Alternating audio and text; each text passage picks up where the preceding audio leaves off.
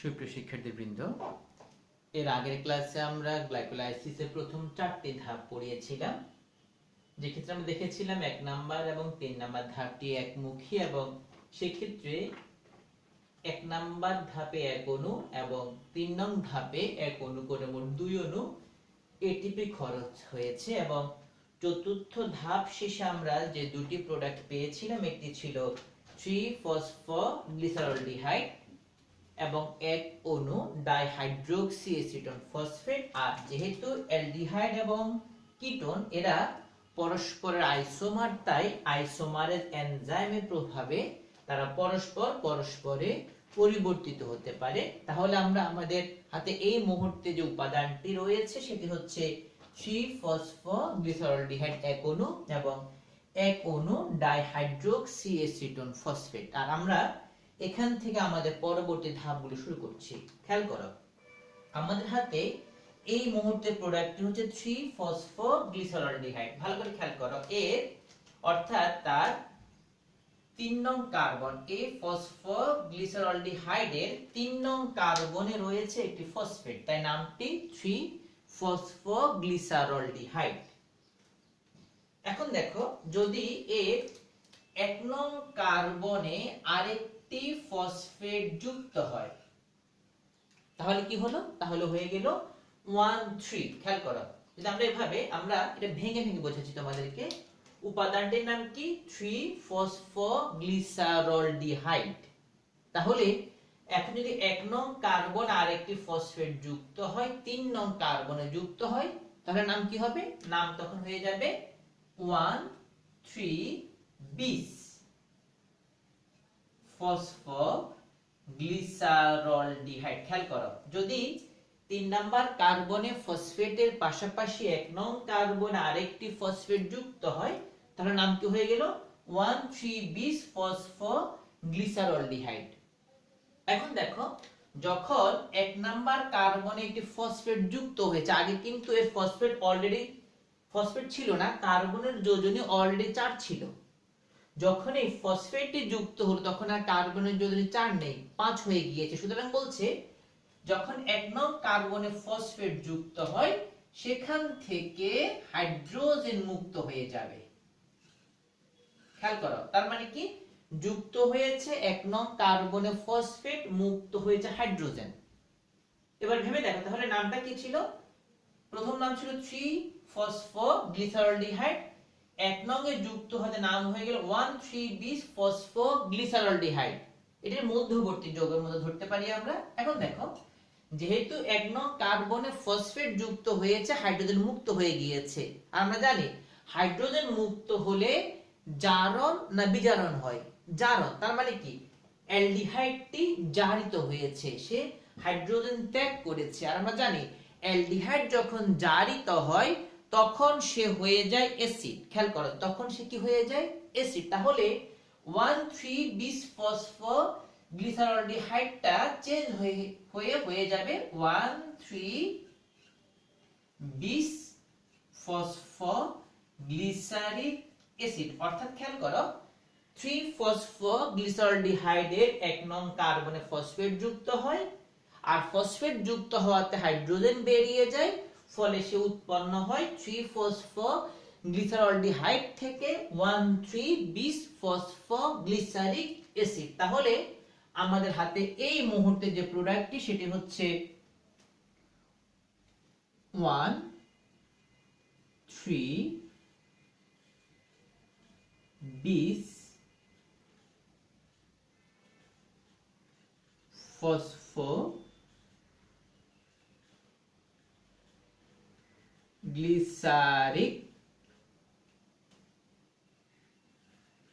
Acid. এখন খেয়াল করে, যেহেতু অ্যালডিহাইড এবং কিটো পরস্পরের আইসোমার, সুতরাং এখন এই দিকে যে বিক্রিয়াগুলো ঘটবে, মানে এই দিকে যে বিক্রিয়াগুলো ঘটবে এই দিকেও, অর্থাৎ ডাইহাইড্রোক্সি এসিটোন ফসফেট থেকেও একই বিক্রিয়াগুলো ঘটবে। তাই আমরা এক সাইডেরটা দেখালেও চলছে, অন্যদিকে আমরা ডট দিলেও চলবে। অর্থাৎ আমরা কি পাচ্ছি? 3-ফসফোগ্লিসারলডিহাইডটি জারিত হয়েছে এবং 3 ফসফোগ্লিসারলডিহাইডটি জারিত হয়ে 1,3 বিস ফসফোগ্লিসারিক অ্যাসিড তৈরি করেছে। এখন খেয়াল করে এখানে কি ঘটেছে, এক হচ্ছে এখানে দুইটা ঘটনা, এক হচ্ছে এখানে ফসফেট যুক্ত হয়েছে, এটা ফসফেট দরকার, আর হাইড্রোজেন মুক্ত হয়েছে, মানে হাইড্রোজেন যেহেতু মুক্ত হয়েছে তাহলে এখানে হাইড্রোজেনের একটি গ্রহিতা লাগবে। যেহেতু ফসফেট এখানে যুক্ত হয়েছে তার মানে হাইড্রোজেন নিয়ে ফসফেট দিবে এমন একটি উপাদান লাগবে, অর্থাৎ একটি উপাদান লাগবে যে একাধারে ফসফেটের দাতা এবং হাইড্রোজেনের গ্রহিতা। আমরা জানি সেটা হচ্ছে কে, সেটা হচ্ছে NADP। খেয়াল করো ভালো করে, NADP। দেখো NADP কি করলো, সে ফসফেট দিয়ে দিল, তাহলে সে কি হয়ে গেল, NAD। খেয়াল করো ভালো করে, NADP দিয়ে দিল ফসফেট, এক নং কার্বন সহ হয়ে গেল NAD। এখন এখান থেকে যে হাইড্রোজেন মুক্ত হলো এক নং কার্বন থেকে, 3 ফসফোগ্লিসারলডিহাইডের এক নং কার্বন থেকে যে হাইড্রোজেন মুক্ত হলো সেটি NAD কে বিজারিত করে NADH2 উৎপন্ন করলো। তার মানে কি, এদিকে এক অণু NADH2 উৎপন্ন হলো, একই ভাবে এই সাইডেও কিন্তু এক অণু NADH2 উৎপন্ন হলো। তাহলে খেয়াল করো, ATP দুটি খরচ হয়েছে আর উৎপাদন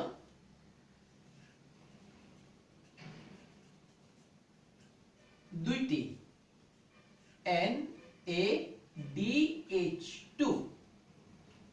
আবার বুঝিয়ে দিচ্ছি, খেয়াল করো, 3 ফসফোগ্লিসারলডিহাইডের এক নং কার্বনে ফসফেট যুক্ত হয়েছে এবং এক নং কার্বন থেকে হাইড্রোজেন মুক্ত হয়েছে, এটি হয়েছে জারিত, অ্যালডিহাইড জারিত হলে হয়েছে অ্যাসিড। ফসফেটটি আসছে NADP থেকে, NADP থেকে ফসফেট চলে আসার ফলে NAD হয়ে গিয়েছে, আর এক নং কার্বন থেকে যে হাইড্রোজেনটি মুক্ত হয়েছে সেটি NAD কে বিজারিত করে NADH2 উৎপন্ন করেছে। আর এদিকে যেহেতু এক অণু NADH2 উৎপন্ন হয়েছে, একই ভাবে এদিকেও এক অণু NADH2 উৎপন্ন হয়েছে, অর্থাৎ এই মুহূর্তে আমরা দুই অণু NADH2 উৎপাদন পেয়েছি।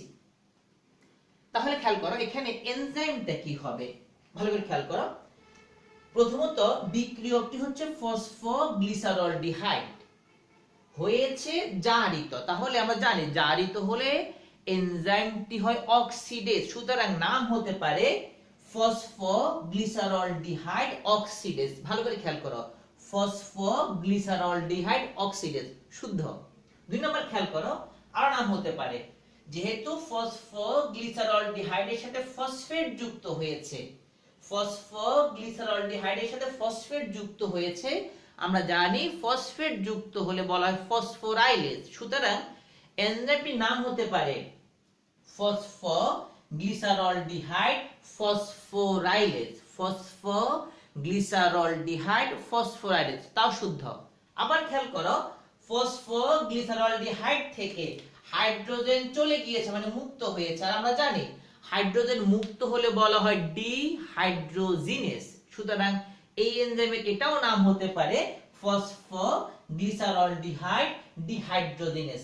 তিনটে নামই শুদ্ধ, ফসফোগ্লিসারলডিহাইড অক্সিডেজ, ফসফোগ্লিসারলডিহাইড ফসফোরাইলেজ, ফসফোগ্লিসারলডিহাইড ডিহাইড্রোজিনেস। বাট যেহেতু বইতে আছে ফসফোগ্লিসারলডিহাইড ডিহাইড্রোজিনেস, তোমরা সেটি লিখবে, এটা আমরা সাজেস্ট করব, বাট তিনটে শুদ্ধ। তাহলে আমি লিখছি ফসফোগ্লিসারলডিহাইড ডিহাইড্রোজিনেস।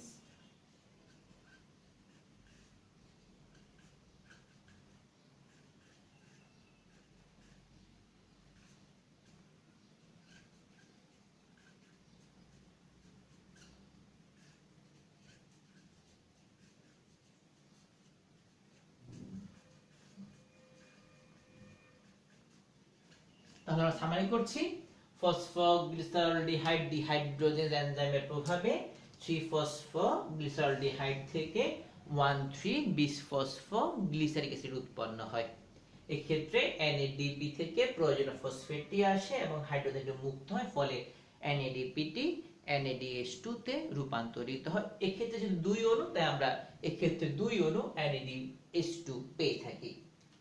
এখন দেখো, এই 1,3 বিস ফসফোগ্লিসারিক অ্যাসিডের এখন দেখো এক নাম্বার কার্বন থেকে ফসফেটটি চলে যায়, অ্যাসিড ফসফেটটি চলে যায়। যদি ফসফেটটি এতক্ষণ, এবার ভাবো এই প্রোডাক্ট নিয়ে ভাবো, তাহলে এই অ্যাসিডের 1 নং এবং 3 নং কার্বনে আছে ফসফেট, যদি 1 নং কার্বন থেকে ফসফেটটি চলে যায় তখন নাম কি হবে দেখো, তখন নাম হবে সহজ কথা 3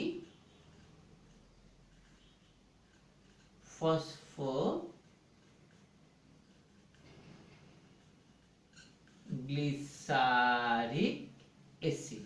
দেখো যেহেতু 1 নং এবং 3 নং কার্বনে ফসফেট ছিল তাই নাম ছিল 3,1,3 ফসফোগ্লিসারিক অ্যাসিড। যেহেতু এখন 1 নং থেকে কার্বনটি চলে গিয়েছে, শুধু 3 নং কার্বনে ফসফেটটি রয়েছে তাই নাম হয়ে গিয়েছে 3 ফসফোগ্লিসারিক অ্যাসিড। এখন খেয়াল করো ফসফেট মুক্ত হলো না 1 নং কার্বন থেকে, তাহলে এর আগে দেখো ফসফেট লেগেছিল তখন এটিপি ভেঙেছিল, এখন কি হবে, এখন যেহেতু ফসফেটটি মুক্ত হয়েছে সে কি করবে, কোষের যে এডিপি আছে সে এডিপির সাথে মানে এডিনোসিন ডাইফসফেটের সাথে এই ফসফেটটি যুক্ত হবে এবং তৈরি করবে এটিপি। তাহলে খেয়াল করো এখানে এক অণু এটিপি, একইভাবে এখানে এক অণু এটিপি উৎপন্ন হলো, তাহলে আমরা এখন আবার পেলাম উৎপাদন। খেয়াল করো দুইটা এটিপি,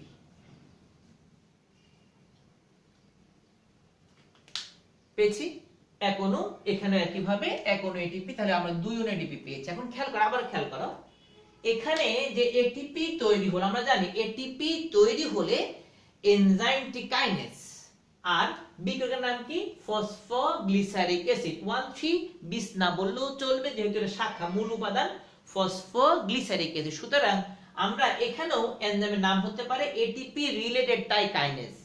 আবার এটিপি এর সাথে যুক্ত হয়েছে, সরি এখান থেকে ফসফেট মুক্ত হয়েছে তাই আমরা বলতে পারি ডিফসফোরাইলেজ, বাট আমরা জানি যদি এটিপি রিলেটেড থাকে তখন কাইনেজ হয়, সুতরাং নাম হবে কি ফসফোগ্লিসারিক অ্যাসিড কাইনেজ। খেয়াল করো ফসফোগ্লিসারিক অ্যাসিড কাইনেজ। তাহলে আমরা সামারি করছি এভাবে, ফসফোগ্লিসারিক অ্যাসিড কাইনেজ এনজাইমের প্রভাবে 1,3-বিসফসফোগ্লিসারিক অ্যাসিডের 1 নং কার্বন থেকে ফসফেটটি মুক্ত হয়ে যায়, উৎপন্ন হয় 3 ফসফোগ্লিসারিক অ্যাসিড। এই যে ফসফেটটি মুক্ত হলো সেটি এডিপির সাথে যুক্ত হয়ে উৎপন্ন করে এটিপি, তার মানে এখানে এক অণু এটিপি, এখানে এক অণু এটিপি, আমরা মোট 2 অণু এটিপির উৎপাদন দেখতে পেলাম। তবে এনজাইমটা আমরা এটাও হতে পারে ফসফোগ্লিসারিক অ্যাসিড ডিফসফোরাইলেজ, বাট আমরা এটা বলবো না যেহেতু এটিপি রিলেটেড তাই কাইনেজ। এখন খেয়াল করো এই বিক্রিয়াটা, খেয়াল করো একমুখী, একমুখী না, এই বিক্রিয়াটাও উভমুখী। একটু পরে আমরা ব্যাখ্যা করব এই একমুখী, একটি দুটি একমুখী বাট বাকিটা উভয়মুখী কেন। এটিপি রিলেটেড একমুখী, এটিপি রিলেটেড একমুখী, বাট এটিপি রিলেটেড তারপর উভয়মুখী কেন, আমরা এগুলো ব্যাখ্যা করব। আসছি নেক্সট। এখন দেখো তখন বলা হয় এরপর কি হয়, 3 নং কার্বন যে ফসফেটটি যুক্ত আছে সে ফসফেটটি তারপর 3 নং কার্বন থেকে সে চলে যায় 2 নম্বর কার্বন। দেখো এই 3 নং কার্বনে ফসফেট ছিল, সে ফসফেটটি 3 নং কার্বন থেকে সে চলে যায় 2 নং কার্বনে। খেয়াল করো যদি 3 নং কার্বনে ফসফেট থাকলে নাম হয় 3 ফসফোগ্লিসারিক অ্যাসিড। এবার ভেবে দেখো যদি 2 নং কার্বনে ফসফেট হয় তার নাম কি হবে, নাম হবে 2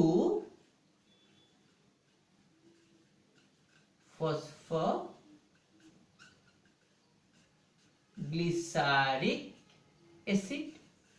মনে রাখবে এদিকে যে বিক্রিয়াগুলো ঘটে একই বিক্রিয়া দিকেও ঘটে, সুতরাং আমরা 2 অণু পাচ্ছি। এখন দেখো 3 থেকে 2 মানে স্থান চেঞ্জ হয়ে গেল না, আর স্থান চেঞ্জ গাঠনিক যে পরিবর্তন একে বলে মিউটেশন। তাহলে পাবো যে ফসফেট যুক্ত করলে ফসফোরাইলেজ, তাহলে মিউটেশন ঘটলে কি হবে, মিউটেস। কি হবে, মিউটেস। তাহলে খেয়াল করে বিক্রিয়ক কি ফসফোগ্লিসারিক অ্যাসিড ঘটিয়েছে মিউটেশন, তাই কি হবে মিউটেস। এটি উভমুখী বিক্রিয়া, আমরা বলবো একমুখী উভমুখী কারণগুলো। তাহলে এনজাইম কি হবে, phosphoglyceric acid phosphoglyceric glyceric acid, যেহেতু মিউটেশন তাই হবে মিউটেস।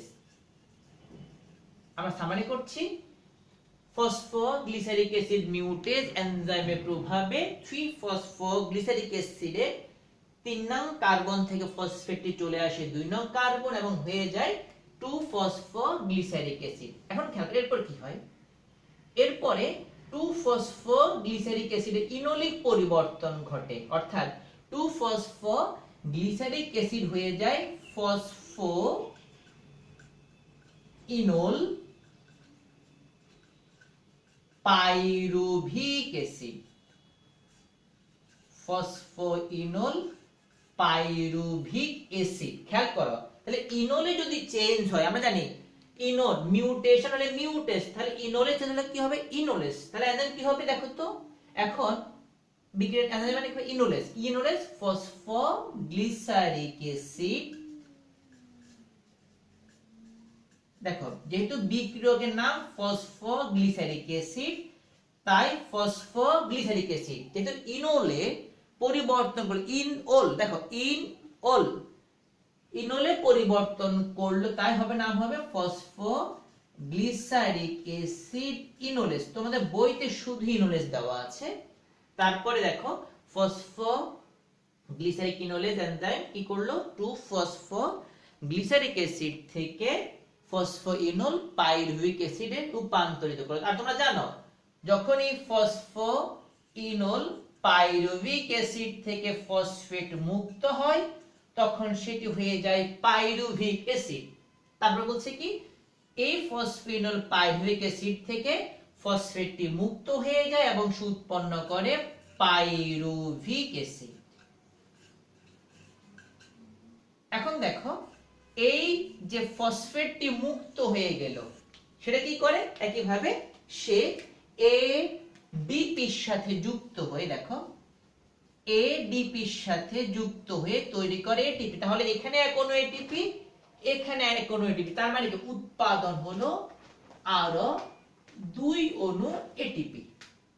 আমরা আবার বলছি, তাহলে খেয়াল করো এনজাইমে কি হবে ফসফোইনোল পাইরুভিক অ্যাসিড, যেহেতু এটিপি রিলেটেড তাই কাইনেস, তোমরা লিখতে পারো ফসফোইনোল পাইরুভিক অ্যাসিড কাইনেস, অথবা যেহেতু মূল উপাদানটা পাইরুভিক অ্যাসিড তাই এটাও লিখতে পারো পাইরুভিক অ্যাসিড কাইনেস, বাট আমরা পুরোটা লিখছি ফসফোইনোল পাইরুভিক অ্যাসিড কাইনেস। সামারি করছি, ফসফোইনোল পাইরুভিক অ্যাসিড কাইনেজ এনজাইমের প্রভাবে ফসফোইনোল পাইরুভিক অ্যাসিড থেকে ফসফেট মুক্ত হয়ে যায়, উৎপন্ন করে পাইরুভিক অ্যাসিড। উৎপন্ন বা মুক্ত ফসফেটটি এটিপির সাথে যুক্ত হয়ে তৈরি করে এটিপি, তার মানে এখানে এক অণু এটিপি, এখানে এক অণু এটিপি, আমরা পেলাম 2 অণু এটিপি। একইভাবে এখানে যেমনটি এক অণু পাইরুভিক অ্যাসিড পেয়েছি এখানেও এক অণু পাইরুভিক অ্যাসিড পাবো। তার মানে হচ্ছে কি, খেয়াল করো গ্লাইকোলাইসিসে যেটা আমরা সামারি করছি 1 2 3 4 5 6 7 8 9, দেখো অর্থাৎ সামারি হচ্ছে এটাই, গ্লাইকোলাইসিস হচ্ছে সেই বিক্রিয়া যে বিক্রিয়ায় 6 কার্বন বিশিষ্ট এক অণু গ্লুকোজ 9টি পর্যায়ক্রমিক বিক্রিয়া শেষে 3 কার্বন বিশিষ্ট 2 অণু পাইরুভিক অ্যাসিড তৈরি করে। এর সময় মোট 6টি এটিপি তৈরি হয়, মোট 4টি, এর মধ্যে দেখো মোট 4টি এটিপি তৈরি হয়, সৃষ্ট 4টি এটিপির মধ্যে 2টি খরচ হয়ে যায়, তাহলে 2টি অবশিষ্ট থাকে। সামানে আবার আসছে এভাবে গ্লাইকোলাইসিস যে প্রক্রিয়ায় 6 কার্বন বিশিষ্ট এক অণু গ্লুকোজ 9টি পর্যায়ক্রমিক বিক্রিয়া শেষে 3 কার্বন বিশিষ্ট 2 অণু পাইরুভিক অ্যাসিড তৈরি করে তাকে বলে গ্লাইকোলাইসিস। এ সময় 4 অণু এটিপি এবং 2টি NADH2 তৈরি হয়, উৎপন্ন 4 অণু এটিপির মাঝে 2টি খরচ হয়ে যায়, সুতরাং 2টি অবশিষ্ট থাকে। এখন কথা আসছে হলো একমুখী বিক্রিয়া, দেখো 1 3 এবং 9 নাম্বার হচ্ছে একমুখী বিক্রিয়া, বাকিগুলো উভয়মুখী।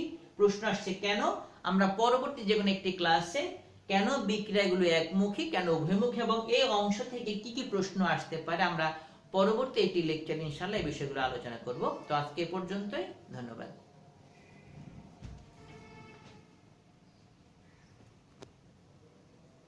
এই ভাই এটা কি রোবট?